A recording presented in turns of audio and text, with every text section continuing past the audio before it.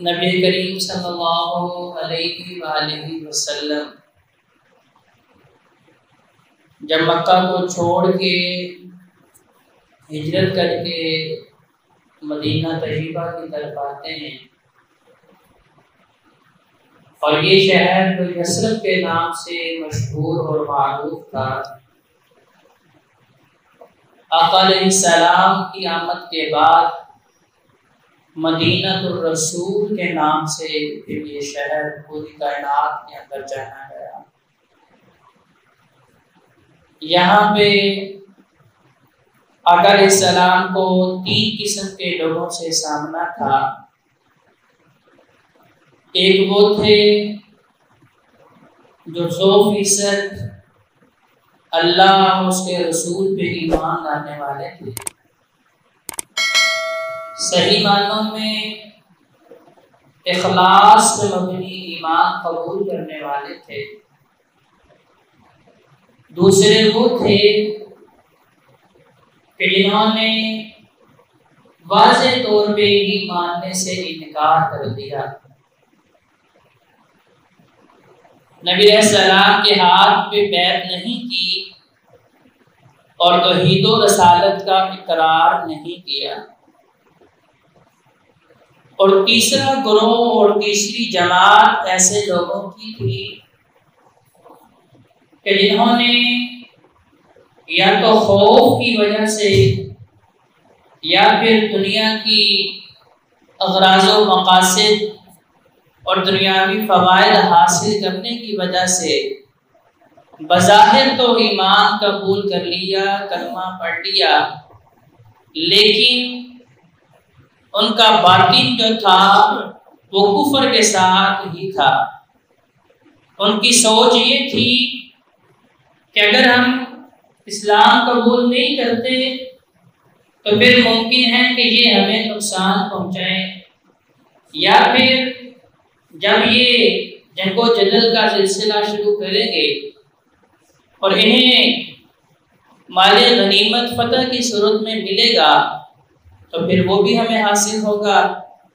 اور ان کا باطن اور ان کا جو پوشیدہ عمل تھا وہ ان کی محبتیں اور ان کی عقیدتیں کفر کے ساتھ تھی، اور انہوں نے اس لیے بہت سی سازشیں رچائیں اور بہت سے منصوبے بھی بنائے کہ یہ تو مٹھی بھر مسلمان ہیں، آج نہیں تو کل یہ ختم ہو جائیں گے۔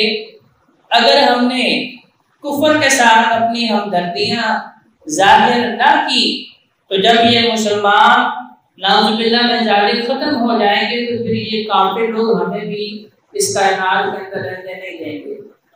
تو اس لیے ان کی دوگلی پالیسی، جسے اسلام نے منافقت کا نام دیا ہے، نفاق کا نام دیا ہے، اور اسی لیے اللہ کا الحاکمین نے فرمایا کہ مجھے سب سے بدترین مخلوق اگر کائنات کے اوپر مجھے لگتی ہے تو وہ یہ منافقین ہے۔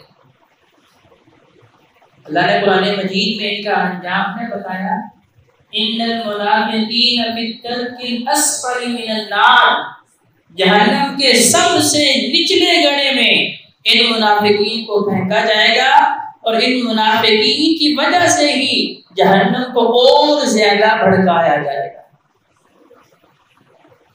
منافقین مدینہ کہ جو دن کے اجالوں میں، دن کی روشنی میں نبی کریم صلی اللہ علیہ وآلہ وسلم کی مجلس میں بیٹھا کرتے تھے، صف اول کے نمازی تھے، ہر میدان میں ساتھ ساتھ ہوا کرتے تھے، اور اپنی ہمدردیاں نبی علیہ السلام کے ساتھ ظاہر کیا کرتے تھے، لیکن ساتھ ہی ساتھ اہل مکہ کے ساتھ بھی رابطے میں تھے، یہودیوں کے ساتھ بھی رابطے میں تھے کہ کل کلام کو جب یہ لوگ طاقت میں آئیں گے اور ان لوگوں کو اقتدار ملے گا تو پھر ہم ان کے ساتھ دنیاوی اغراض و مقاصد حاصل کریں گے۔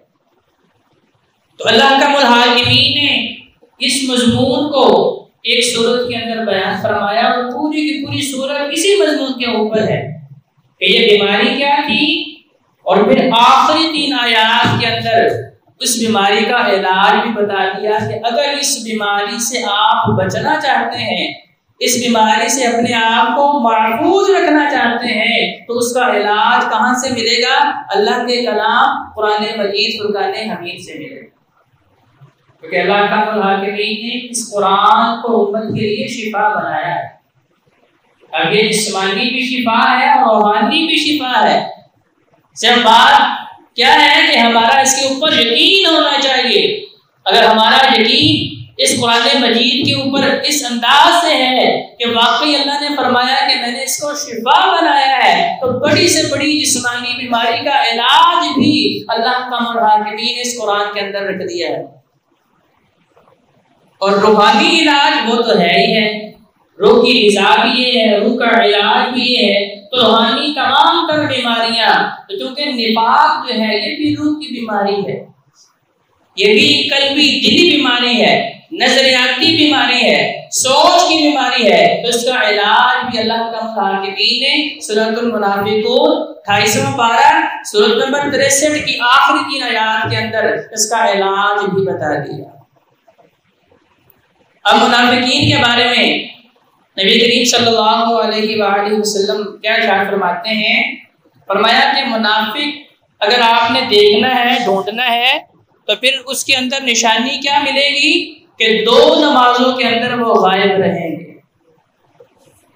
اب دیکھیں یہ فتویٰ میرا تو نہیں ہے، کسی دنیا والے کا، کسی بڑے سے بڑے عالم کا، فقیہ کا، محدث کا نہیں ہے۔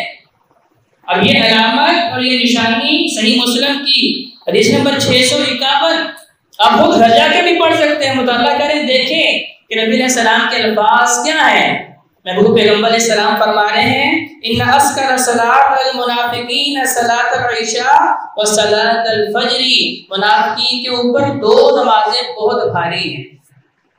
بقیہ نمازیں پڑھ لیں گے ٹوٹے دل کے ساتھ یا بدنیتی کے ساتھ، یا صرف لوگوں کو دکھانے کے لیے، اپنا نفاق چھپانے کے لیے اور یہ ثابت کرنے کے لیے کبھی ہم تمہارے جیسے مومن اور مسلمان ہیں، لیکن 2 نمازوں میں آپ انہیں اکثر غائب پائیں گے، صلاۃ الفجر و صلاۃ العشاء، ایک فجر کی نماز اور دوسری عشاء کی نماز۔ کہاں سے غائب؟ مساجد سے غائب، اللہ کے گھروں سے غائب۔ دیکھیں دین اسلام ہمیں اجتماعیت کا درس دیتا ہے۔ انفرادیت اسلام سے پہلے مذہب کے اندر تھی کہ لوگ کہتے تھے جی رہبانیت اختیار کر لیں، دنیا کے سارے رشتے ناطے چھوڑ لیں، کیونکہ یہ رشتے ناطے انسان کا وقت ضائع کرتے ہیں، لہذا کیا کریں، جنگلوں میں نکل جائیں، بس وہاں جا کے تسبیحات پڑھتے رہیں، اللہ کا ذکر کرتے رہیں، نوافل پڑھتے رہیں، روزے رکھتے رہیں، بس اپنا آپ سنبھال لیں، امت کی فکر نہ کرنا۔ یہ سابقہ ادیان کے اندر چیز موجود تھی جسے اسلام نے فرمایا کہ یہ رہبانیت ہے، اور اللہ فرماتا ہے مجھے یہ رہبانیت پسند ہے۔ موسیٰ علیہ السلام کی قوم جو اللہ کی بڑی لاڈلی قوم تھی، اللہ نے قرآن مجید میں سب سے زیادہ تذکرہ موسیٰ علیہ السلام اور ان کی قوم کا کیا ہے کہ جو مانگا اللہ نے وہ عطا فرمایا۔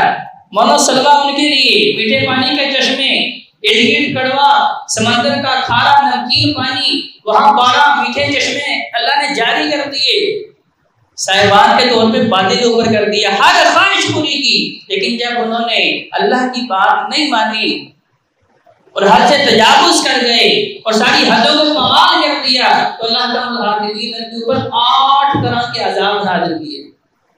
یہ سارا تذکرہ قرآن میں موجود ہے۔ ایک عذاب کا وقت آیا تو اللہ نے فرمایا کہ ساری بستی کو تہس نہس کر دیں، تباہ و برباد کر دیں۔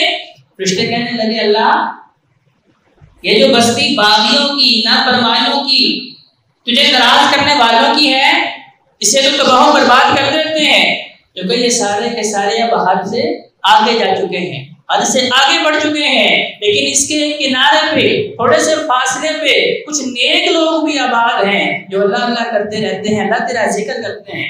تو اللہ نے فرمایا کہ اس بستی کو اٹھاؤ اور اس بستی کے اوپر جو ہے ڈیل دو، سب کو تباہ و برباد کر دو۔ فرشتوں نے پوچھا اللہ کیا سبب ہے؟ کہا کہ یہ لوگ امر بالمعروف اور نہی عن المنکر نہیں کر رہے، خود تو اچھائی کر رہے ہیں، خود تو اللہ کر رہے ہیں، لیکن امت کی فکر نہیں کر رہے۔ اللہ کو وہ لوگ پسند ہیں، وہ انسان پسند ہیں، وہ امت پسند ہے جو لوگوں کو اچھائی کی دعوت بھی دیتی ہے، برائی سے باز رہنے کی تلقین بھی کرتی ہے۔ وہ یہ نہیں کہتی کہ جو جدھر لگا ہے لگا رہنے دیں۔ اللہ نے فرمایا کہ ان کو پہلے تباہ و برباد کرو، انہیں پہلے سبق کا نشان بناؤ تاکہ لوگوں کو پتہ چلے کہ صرف اپنی فکر نہیں کرنی بلکہ پوری امت کی فکر کرنی۔ امت مسلمہ، امت مومنہ اللہ کو کیوں پسند ہے؟ اسی لیے پسند ہے، اللہ فرماتا ہے کہ تم بہترین امت ہو، کنتم خیر امہ، تم بہترین سب سے افضل ترین امت ہو۔ کیوں ہو؟ کیونکہ تم لوگوں کو اچھائی کی دعوت دیتے ہو اور لوگوں کو برائی سے باز رہنے کی تلقین کرتے ہو۔ یہ ذمہ داری صرف علماء کی نہیں ہے، ممبر و محراب کی نہیں ہے، یہ ہر مسلمان کی ذمہ داری ہے۔ اگر ہم یہ ذمہ داری پوری نہیں کر رہے ہیں تو ان اللہ مجرم ہیں، اللہ کے ہاں جواب دہ ہیں۔ محبوب پیغمبر علیہ السلام نے خطبہ حجۃ الوداع کے موقع پہ صحابہ سے کیا کہا تھا؟ صحابہ بتاؤ کیا میں نے اپنی ذمہ داری کو پورا کر دیا؟ جو دین اسلام اللہ نے میرے اوپر نازل کیا ہے، جو وحی کا سلسلہ اللہ نے میرے ساتھ قائم کیا تھا، اقرا سے جس کا آغاز ہوا تھا، الیوم اکملت لکم دینکم، دین مکمل کر دیا، کیا میں نے سارے کا سارا دین تم تک پہنچا دیا ہے؟ تو سارے صحابہ نے کہا جی بالکل، آپ نے سارے کا سارا دین ایمانداری کے ساتھ ہم تک پہنچا دیا ہے۔ تو نبی علیہ السلام نے کہا تم گواہ رہنا کہ میں نے اللہ کی ذمہ داری کو پورا کر دیا اور ساتھ امت کے اوپر یہ ذمہ داری ڈالی۔ فرمایا اگر تمہارے پاس ایک بھی قرآن مجید کی آیت کا علم ہے یا میری ایک بھی حدیث مبارکہ کا علم ہے، اسے آگے پہنچانا تمہاری ذمہ داری ہے۔